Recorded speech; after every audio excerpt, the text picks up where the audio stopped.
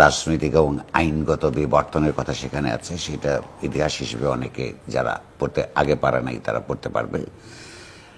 তাদের এক্সিস্টিং কতগুলো আইনের সমালোচনা আছে, খুব ক্রিটিক্যাল সমালোচনা নাই কিন্তু আছে। আবার নতুন সংস্কারের আইনগুলির সংস্কারের প্রয়োজনীয়তার কথা বলেছে এবং তারা কিছু পরামর্শ দিয়েছেন। এটা ভালো। কিছু কিছু জায়গায় তো যে কোনো দুইজন ব্যক্তির মধ্যেও তো আপনার পার্থক্য থাকে, হয়তো কমিশন মেম্বারদের মধ্যে কিছু পার্থক্য ছিল, সেটা আমরা পরে আসছি। কিন্তু প্রশ্নটা হচ্ছে যে সংস্কার, এখানে যা যা ভালো জিনিস আছে সেগুলো সংস্কারের জন্যে কামাল সাহেব আপনার প্রধান উপদেষ্টার আগ্রহ লক্ষ্য করেছেন। ওনার সঙ্গে যখন কথা হয় বা উনি নিজে যখন কথা বলেন অধ্যাপক ইউনূস, প্রত্যেকেরই এরকম একটা ধারণা জন্মে যে সংস্কার করতে চান তিনি। প্রথমে এই সরকারটা সংস্কার করবে বলে এইটাই তার প্রধান ম্যান্ডেট, সংস্কার করা কিছু, এবং তারপরে একটা জনপ্রতিনিধিত্বমূলক নির্বাচন করে নির্বাচিত সরকারের কাছে ক্ষমতা হস্তান্তর করবেন। এইটাই তার হিস্টোরিক্যালি আপনার বস্তুনিষ্ঠভাবে বললেও এইটাই তার প্রতিজ্ঞা। কিন্তু গত 5-7 মাসের মতন 5ই অগাস্টের পরে আপনাদের চোখে কোনো সাবস্ট্যান্টিভ কোনো কিছুতে কোনো সংস্কার কি চোখে পড়েছে? যেগুলোর জন্য কোনো কমিশন দরকার ছিল না, যার জন্য কোনো আইন প্রণয়নের দরকার নাই, যার জন্য কোনো সংবিধান পরিবর্তনের দরকার নাই, কেবল মাত্র কতগুলো ফাংশনাল সংস্কার। ধরুন সচিবালয়ে একটা সিদ্ধান্ত হতে, সাধারণ সিদ্ধান্ত হতে কতদিন লাগে? আমলাতান্ত্রিক জটিলতা সংক্রান্ত অভিযোগ বাংলাদেশের সকল শ্রেণীর মানুষের দীর্ঘদিনের।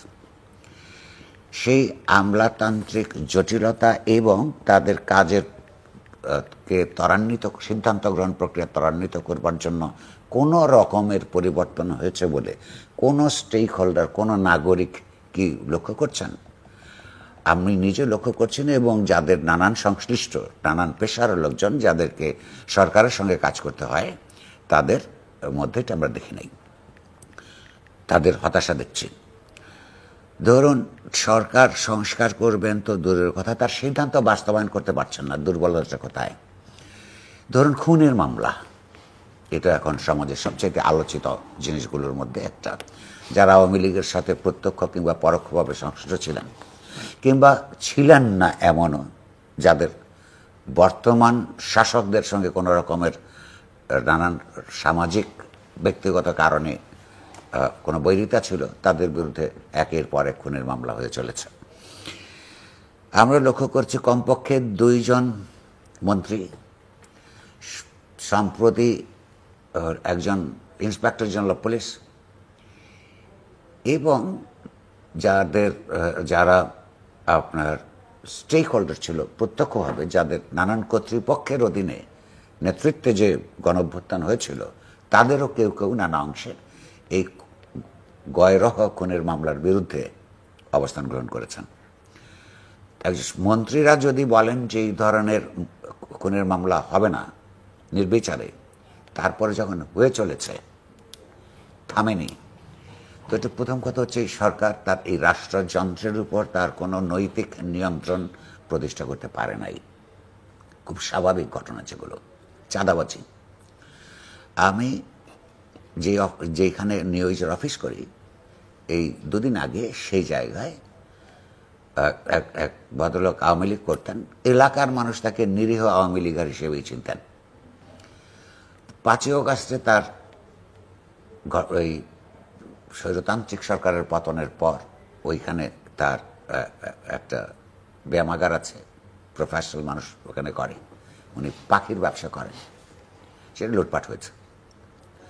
3 দিন আগে আবার পুলিশের সহায়তায়, সেখানে পুলিশ ছিল, কিছু তরুণ সেখানে গিয়ে চাঁদাবাজি করেছে, সে এখন বাড়িতে থাকতে পারছে না।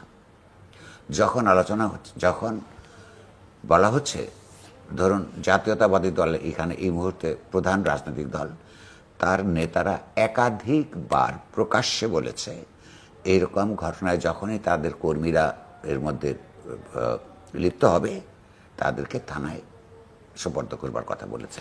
কিন্তু থানার পুলিশ নিজেই যখন তাদের পাশে বসে এই ধরনের অবিচার লুটপাটের মধ্যে অবস্থান নেয়, সেখানে সরকারের নিয়ন্ত্রণ, দক্ষতা এবং তাদের অঙ্গীকারের ব্যাপারে প্রশ্ন ওঠা স্বাভাবিক। এই কথাগুলি এই আলোচনায় আমি বলছি এই কারণে যে একটা কমিশনের রিপোর্ট যতই ভালো হোক না কেন, সেটা বাস্তবায়ন করবার আসলে কমিটমেন্ট তার কতটুকু, আসলে তার যোগ্যতা কতটুকু। যেমন ধরুন এখানে কতগুলো আইন সংস্কারের কথা বলা হয়েছে, তো আইন সংস্কারের জন্য এই কমিশন রিপোর্ট ছাড়াও সাইবার অ্যাক্টের মধ্যে কে কে ঝামেলা আছে, তথ্য মন্ত্রণালয়ের দলিলের মধ্যে তার ব্যাপারে সম্পাদক পরিষদ, বিভিন্ন সাংবাদিক ইউনিয়ন বিভিন্ন সময় বিভিন্নবারে বলে আসছে।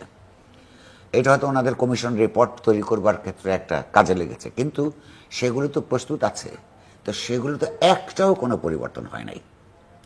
ওইখানে যেসব পরিবর্তনের কথা অন্যরা অ্যাড্রেস করা হচ্ছে না, অন্যরা যেটা আপনার প্রস্তাবনা করেছেন, সেগুলো এই কমিশনের আগে এই কমিশন একটা কম্প্রিহেনসিভ একটা প্রস্তাবনা তুলে ধরেছেন, কিন্তু যেগুলো শনাক্ত করা আছে তার ব্যাপারে কোনো রকমের পরিবর্তন আমরা সাধিত হইতে দেখিনি। সামাজিকভাবে যে সমস্ত অনাচার বিচার চলছিল, কোনোটায় মাত্রা কমেছে, হ্যাঁ, কিন্তু অব্যাহত আছে। আমরা তো মুখে তাদের কথা বলা ছাড়া কোনো কার্যকর ব্যবস্থা নিতে দেখছি না। ফলে আপনার প্রথম প্রশ্নের উত্তরে আমি বলতে চাই যে উনি কতটা আশাবাদী, উনি একটু দূরে থাকে, দেশের বাইরে, তো সে কারণে আশাবাদ ব্যক্ত করা তার পক্ষে সহজ। আমরা যারা, আমি কিন্তু এই সময়টা পুরোটা সময় আমি বলছি না, সেটা তো এখনকার, আমি বলছি যে একটা সমাজে যখন দীর্ঘদিন অন্য সমাজে থাকে, তার কতগুলো নীতি নৈতিকতা সংস্কৃতিতে অভ্যস্ত হয়ে পড়ে, আমি সে কথা বলছি। সেই দিক থেকে একটা কমিশন তৈরি হয়েছে, ব্রিটিশ গভর্নমেন্টের কাছে একটা কমিশন রিপোর্ট দিলে 48 ঘন্টার মধ্যে আবার একটা বিশেষ সামাপ করার দিলে তারপরে কতদিন হয়েছে সেটা অবশ্য উনি বলেননি, নিশ্চয়ই কয়েক সপ্তাহ হয়ে গেছে, এক মাসেরও বেশি সময় হয়ে গেছে। কিন্তু কখন মানুষ একটা সামারি চায় যেটা দ্রুততর সময় করা যায়, এক মাসের মধ্যে ন্যূনতম কোনো পরিবর্তন আমরা লক্ষ্য করি নাই। ফলে আমি জাস্ট এই কথাটাই বলে শেষ করি কনটেন্টে যাওয়ার আগে, যে আমরা খুব আশাবাদী হতে পারছি না। এ কারণে যে কারণটা আমার অনুমানটা বলে রাখি, ডক্টর ইউনূসের সরকারের মধ্যে যারা মন্ত্রী হয়েছেন তাদের বিপুল অধিকাংশ অল্প কিছু থাকতেই পারে ব্যতিক্রম, তারা জুলাই গণঅভ্যুত্থানের মর্ম বুঝতে অথবা আত্মস্থ করতে অক্ষম। সেটা তাদের রাজনৈতিক মননের সীমাবদ্ধতার কারণে হোক অথবা অনভিজ্ঞতার কারণে হোক, এদের অধিকাংশই রাস্তায় ছিলেন না। কেউ কেউ বারান্দা থেকে দাঁড়িয়ে দেখেছেন। মৃত্যুগুলি তাদের চোখের কাছে, তাদের কাছে একটা সংখ্যা মাত্র, কারণ তারা ওই ভেতর দিয়ে যাননি। ফলে তার এই আলস্য অথবা আপনার এই যে ডেলি এগুলি করছেন, এই সংস্কার কমিশনের রিপোর্টগুলি শুধু ওনারটা না, আরও যেগুলি হয়েছে, এটা বাস্তবায়ন করবার জন্যে যদি এই সরকারের অধীনে বাস্তবায়ন করতে হয়, তার ক্যাবিনেটের একটা বিরাট অংশকে বাদ দিয়ে দিতে হবে। কোনো সেক্টরে কোনো রকমের বিশেষ সংস্কার আমরা চোখে দেখছি না। বলে এই সংস্কার করার জন্য যদি সরকার হয়, তার মধ্যে সংস্কারের প্রতি কোনো ভিজিবল উদ্যোগ না থাকে, তাদেরকে বাদ দেওয়ার পরে আমরা আলাপ করতে পারি যে এটা কদ্দূর এগোবে।